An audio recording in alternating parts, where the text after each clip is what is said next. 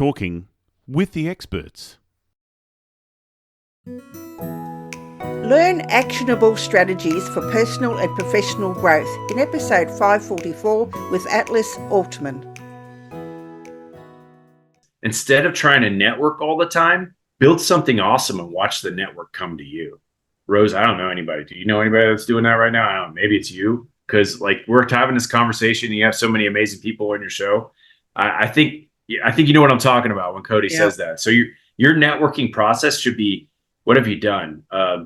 Stephen Covey and John Maxwell. John Maxwell says you have to do the did first. So what did you do in order to have a weight in someone else's network? So I'm connected with a lot of people I never would have dreamed of being connected with before I joined the White House, staff agencies. Then I start talking to people who are affluent in the United States, and then they introduce.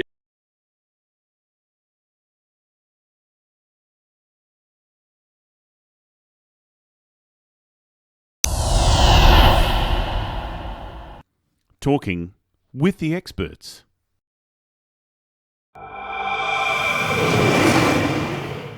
Looking to elevate your brand? Advertise on Talking with the Experts and reach a global audience. With over 36,000 monthly listeners, your message will resonate with a dedicated and engaged community. Hosted by Rose Davidson, our podcast is ranked in the top 100 in Australia and the top 20 in New Zealand. Boost your brand visibility, connect with potential customers, and drive conversions. Our listeners are eager for innovative solutions and expert insights. Let your brand be the one they trust. Ready to grow with us? To learn more about advertising opportunities, contact us today.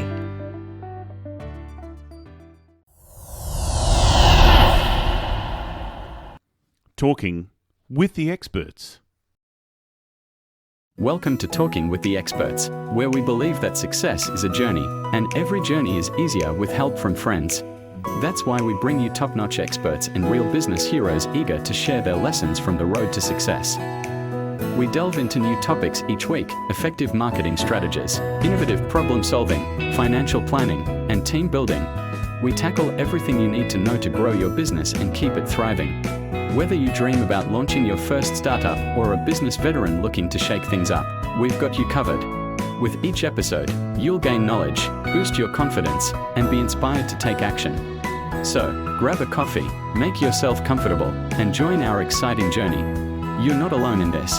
We're here, guiding you, cheering for you, and celebrating each milestone. Let's turn your business dreams into reality, starting today. Here is your host, Rose Davidson. Hello, welcome to Talking with the Experts. I'm your host, Rose Davidson from rosedavidson.com. Talking with the Experts is all about business, by business owners, for business owners. You can find it on all podcasting streaming platforms and on YouTube. And I've just been having a delightful conversation with Atlas Aultman, who is my next guest. And we're going to be discussing all things about networking, and your network is your network. You are the average of the top 5 people that you have in your life, and this includes your social media. And Atlas has a saying that you need to be careful you let in your life, and they will change it. So over the last 3 decades, he's found tips and tricks that will get you to win quicker, and he shares what he's learnt on the shows that he does once a week. Now, a little bit about Atlas, and I won't tell you his whole story. I'll let him tell you that. He is a #1 international best-selling author in 13 categories, my goodness, including leadership, personal transformation, motivation, management, and a heap of others, who has featured on major US TV news and on Google. He was named a top 40 under 40 in technology and innovation from leading elite teams in special operations and the White House. He recently shared his lessons on a TEDx, my goodness me, and it's has thousands of likes, and we're going to talk about some of the lessons he shares to immediately change lives. Atlas, it is such a pleasure to meet you. Thank you so much for joining me on Talking with the Experts.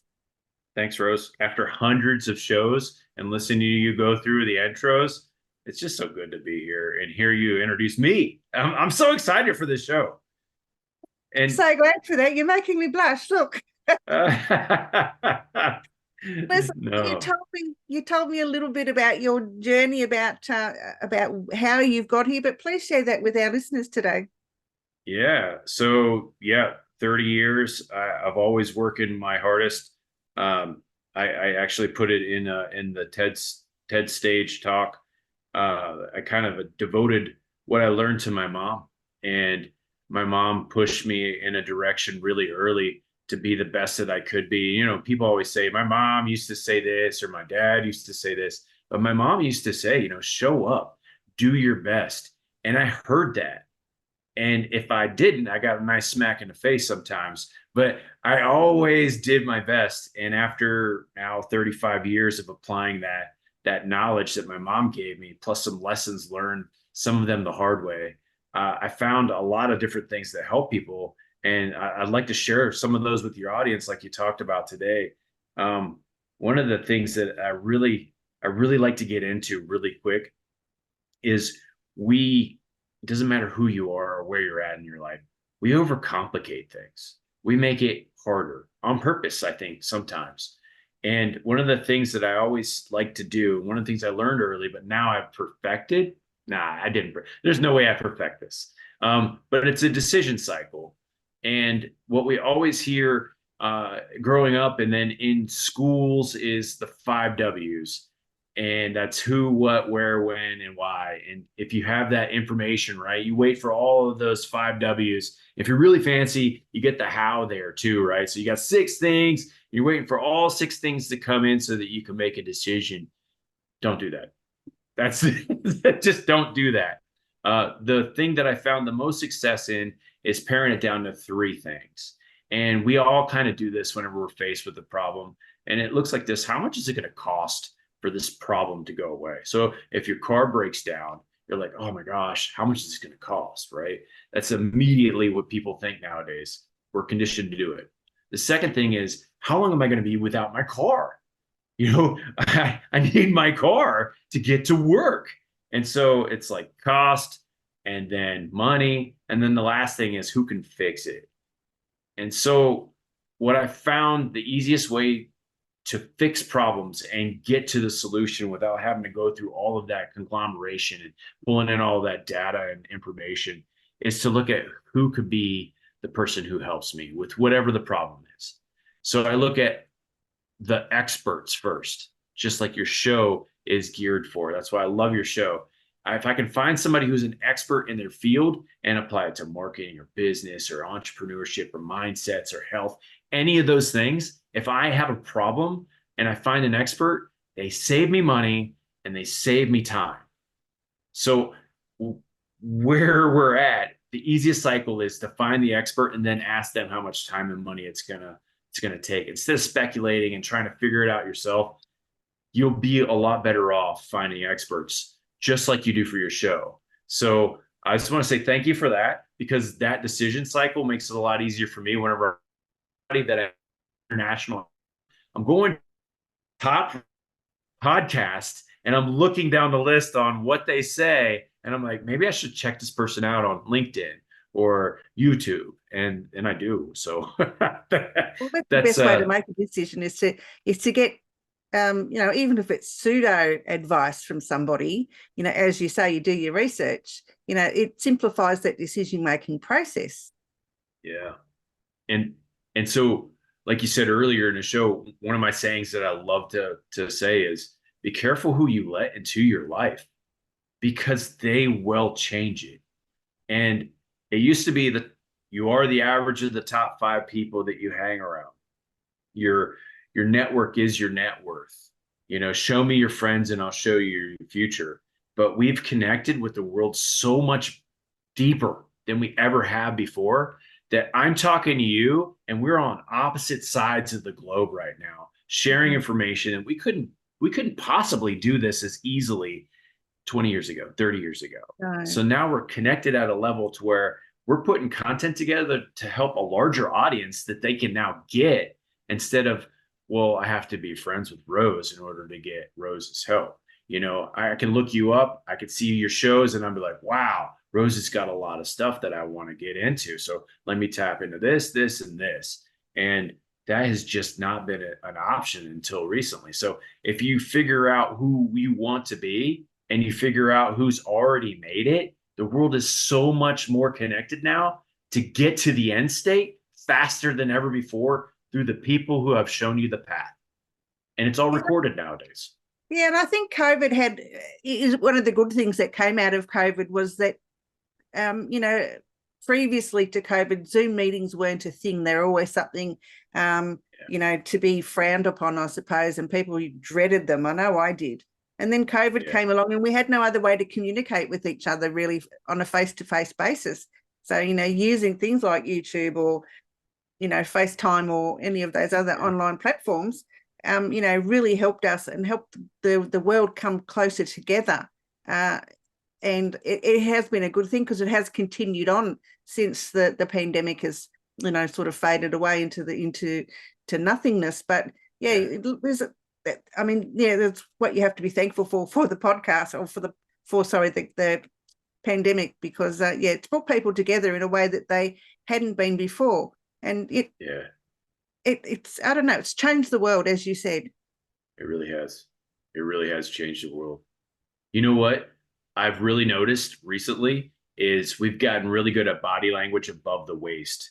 Because cheat code for me, like when I'm talking to someone, when I'm talking to anyone, and I'm giving them instructions, I look at their feet to see if they're pointed at me. And the body language of the feet, wherever the feet are pointed, that's where the direction of attention is posted. I always look at their feet. So if I'm looking at their feet and they're paying attention to me, I know I can continue into deeper and deeper granular details if I want to. But I can't do that on a podcast. So what I notice on podcasts and Zoom meetings is the screen's either turned off or on. If it's turned off, you might as well just say they're not listening, right? Yeah. And then when it's on, you'll often see somebody with like a book in their hand, and they'll be like reading a book. I'm like, oh, that person's not paying attention. So the above the waist body language, when you're using your hands and you're trying to get into the graph or you're pointing at something, I'm engaging with you. And that translates to in-person conversations a lot more. I've seen a lot more people use like their hands. I mean, people are using their hands now. Thanks, COVID. But like, this is something 5 years ago that I just wouldn't have seen come out as natural as it has. So yeah, I agree with you. There's been some benefits. Unless you're a hand talker like me, I can't not use my hands when I'm talking. So Me neither. I must have a bit of Italian in me somewhere along the line. Yeah, something. Yeah, I think that's maybe COVID has a little bit of Italian basis, because now we're all using our talks in hands. So I guess, you know, in the networking and the way we network, you know, how can we use mindset, you know, that can gains a better understanding of the people around us and of ourselves? Yeah. So I do a personal mutiny, because I recently found out through a friend of mine that my bloodline has a crazy heritage that was uncovered. My friend went to this castle, and then I started talking to the family that's there, and they do their own business in whiskey distribution now. But their backstory is piracy, smuggling, and kings that protected a population. So now I'm full throttle into this piracy thing. And I've always had an interest in piracy, so this was not helpful for me. So when before we started, I've been picking up a couple books, and I'm digging into some pirate history. What I'm finding is a correlation between today's mindset and that mindset. And they're so far ahead of their times whenever they're looking at the world. So the golden age of piracy happened between the 1600s and 1720 or something like that. There was this crazy boom of natural power that happened in France and England, and everyone was fighting with each other. So they engaged people who had their own ships. So let me pause there. We all have our own vessel that we carry through the life, and it's this one, and it happens to have this as a brain, and the fuel that comes out of me comes through my mouth and through my actions, right? So I'm the pirate captain of my own ship. All right, let me resume. So they said, hey, if you own your own vessel and you want to help us, we will say it's okay if you hurt someone else. This comes out all the time. People have hidden agendas. They want to step over someone to get to some other location, and they feel a need to do that, like it's a competition. Where piracy came on, really like an interest, the light turned on for me was when I found out pirates were teaching other pirates tactics and processes to kind of free themselves from the bondage that they had from these ideas that existed in culture and society. You don't have to pick this person to follow. And even though they say it's okay, is it? So pirates came up with their own codes. They came up with their own rules and regulations. And I'm finding that internally in my vessel, I'm coming up with my own codes, which is I'm checking my social media. And sometimes people make it into my social media and I get some like crazy advertisement. I'm like, how did this happen? I'm like, I do not look at, Teslas. There's an example. I'm not a Tesla guy. I'm sorry. I like cars with engines, but Tesla ends up on my feed. I'm like, how did this happen? And then I start looking at who I'm connected with, and I'll find like 4 or 5 different followers who just love Tesla. And I'm like, oh no, I got to take those people out because those aren't my people. But piracy right there, I'm taking the crowd and I'm looking at my crew and I'm saying, these people aren't for me.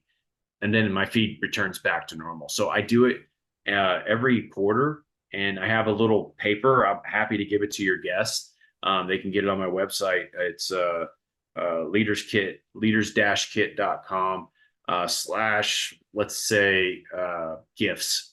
And there's a little piracy thing. It tells you who you are, what your processes are for like thinking about things, and who you want to be like. It lists targets because I don't like goals.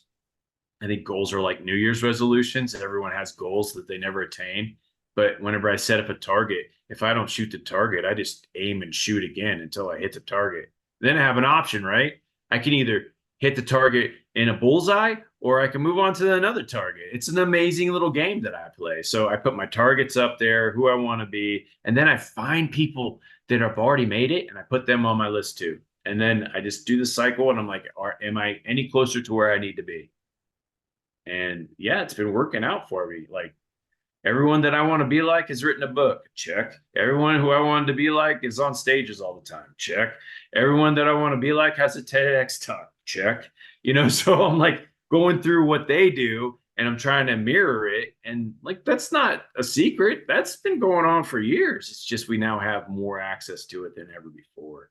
So process, Atlas, great process. And it can be used in your business, can be used in your personal life, and it's a great way for people to networking obviously is the name of the game these days, because you're right, you are the 5 people that you associate with, whether it is in business or in your personal life, and that's what makes us the people that we are, or the people that we want to become. So I love that little process. It's great. Well, do you know who Cody Sanchez is from America? She's like a business buyer. She buys a lot of businesses in America. I think I've heard the name, but I'm not overly familiar. Great. She says, instead of trying to network all the time, build something awesome and watch the network come to you. Rose, I don't know anybody. Do you know anybody that's doing that right now? I don't know. Maybe it's you, because like we're having this conversation and you have so many amazing people on your show. I think you know what I'm talking about when Cody says that. So your networking process should be, what have you done? Stephen Covey and John Maxwell. John Maxwell says you have to do the did first. So what did you do in order to have a weight in someone else's network? So I'm connected with a lot of people I never would have dreamed of being connected with before I joined the White House, staff agencies. Then I started talking to people who are affluent in the United States, and then they introduced me to other people, and that's networking. But if I wouldn't have been in that situation or worked hard to be there, I never would have gotten the opportunity. Networking Absolutely. itself. Yeah. requires action. You have some breathing exercises that Yeah. work, and and how they can be tailored down to individual levels. Would you like to share those with us? Absolutely. I love breathing in its rawest form. It's the first thing that Buddhist monks do is learn how to breathe. It's the first thing we do whenever we have life. And it's an amazing thing to work on. It's meditation, there's a whole bunch of studies around breathing. Mine is really easy. Anyone could do it right now. And they teach it to a lot of different schools, a lot of different elite schools to calm yourself down and allow your training to engage or allow your brain to catch up to where you are. Because a lot of high stress environments, your brain goes this way and your body stays right here. You're like, what's happening? And the way I connect things is called box breathing at its rawest form. Yeah, I do Yeah, that. so box breathing starts with a 4 count.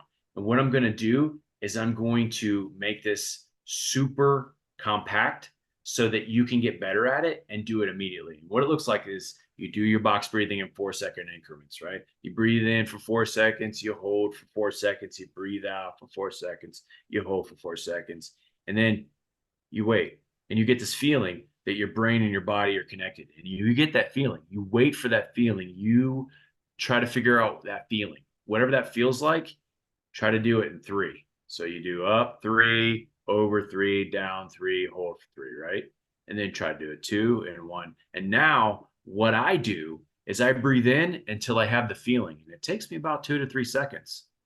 And anytime I get on stage, anytime I get into a TV studio, anytime I'm going to be excited, not nervous, because it's the same body process, right? Mm. Whenever I'm going to be excited, I connect my mind and my body, and that 3-second pause just happened. No one notices. It's amazing how much control you have over the audience whenever they're waiting for you to talk because you're breathing and connecting everything. And then you're ready to present.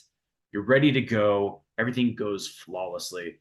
And you're like, wow, it's just breathing. You're right. But no one practices breathing anymore. I don't understand that. So, yeah, there it is. Yeah. I use box breathing if I can't sleep. And I have this really bad habit of not using it during the day when I'm particularly stressed. I just plow through. But, by the end of the day, my brain's just totally wired because, as you said, my body's here, my brain's somewhere else. And it's just a big, huge rush to catch up. And so usually I can't sleep, that's when I use the box breathing. And I like to blink my eyes 100 times before I go to sleep because it actually sends you to sleep doing that. I actually heard the blinking one. That's awesome. Yeah, you 100 blink times? it rapidly 100 times, and you've got to count to make sure you get to 100. But I'm gonna try that. It actually sent me to sleep the other night. So because I was extra stressed. So no, so in the 70s, doctors used to prescribe smoking as a stress relief. They did. And think about the process. Think about the process. You inhale for a couple seconds, and you hold for a couple seconds, and then you exhale for a couple seconds, and then you hold for a couple seconds. And you're supposed to release stress. And if you continuously do the box breathing, if you continuously do that cycle, it's going to relax you. It has nothing to do with anything that's going in your head. It's just breathing. But you get addicted to it, and now it's bad. It's not something you should do. But you can do smoke breaks or breathing breaks during the day. I love how you called that out. Yeah. Something a lot of people should do because it's been proven. It's been proven by medicine. They just use the wrong tool. Absolutely right. Yeah, we could go on for hours and hours and hours, Atlas. Honestly, we could. I've been enjoying this. I'm enjoying our conversation so much. But where can people find you if they want to find out more about you or to reach out to you about your books? Oh, and I haven't talked about your books. Yeah. Everyone's got books nowadays. People read them and then they I make haven't. I'm thinking on it, but I haven't done it yet. You need to do a book. I'll tell you the reason why books are great is because people look at you differently once they have in their hands your fully designed process that you've been using for years to help people. And you're like, here it is. So if you can put it into smaller words, like I started with kids' books, because if I can describe something to a kid, I really know what I'm talking about. And so I started with kids' books. My son helped me with the illustrations, and it was a father-son thing for a while. And we, on accident, made the international bestseller list the next day because no one's writing kids' leadership books. So I have 4 of those, and then I had some help publishing my leadership book for all of my career, like lessons learned and best practices. But yeah, to reach me, Atlas Aultman on LinkedIn. It's Atlas, like the guy who holds up the stars, and then Aultman, Aultman. And you can hit me up on LinkedIn. If you hit me up on LinkedIn, it'll actually be me. All the other platforms, it may not be me. But I'm available on Instagram. I put out Monday Minutes, and that's research on teaming, culture, leadership. And then I put in funny things because I like to laugh. Do about a minute, and it comes out every Monday for free. Wonderful. And you've got a leaders, you alluded to this before, the leaders kit. And what's in there? What can people, get out of it? Yeah. So a leader's kit is what your company or team needs. So it's an assessment, and then I come in with a toolkit for if it's culture. So it's either processes, culture, or somebody needs to change something.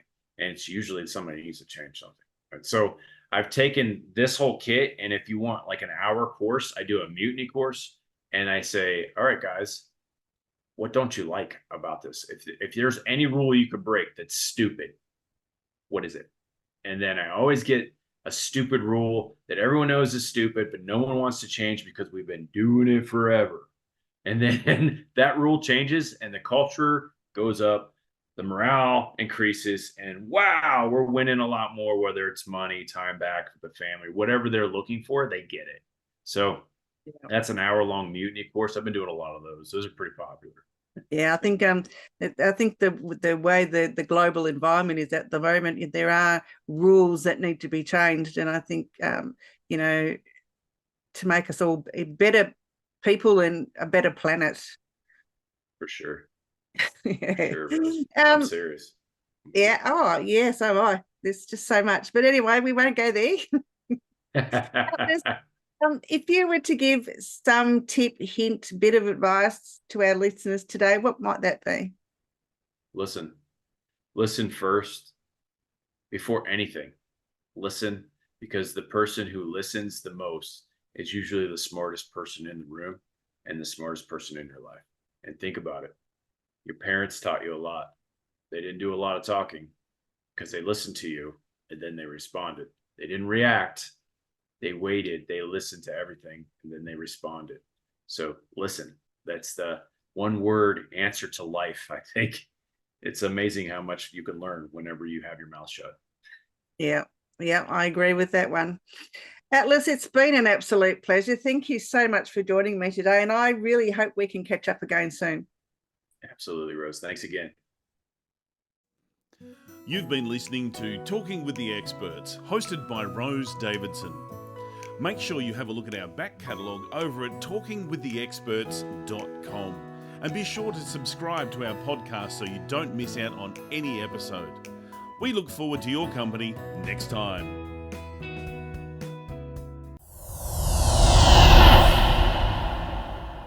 Talking with the Experts.